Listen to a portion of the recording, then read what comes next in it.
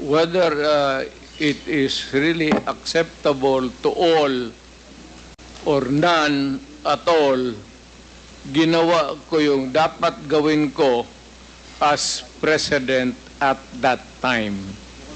Now, if you are asking for accountability, then if you can, I said, ina-admit ako naman, file the case, and I will go to jail willingly if you can prove the case, because this is a democratic country and there is a democratic process. Even for criminals and even for a president or mayor who committed a wrong in the campaign against the drug menace of this country.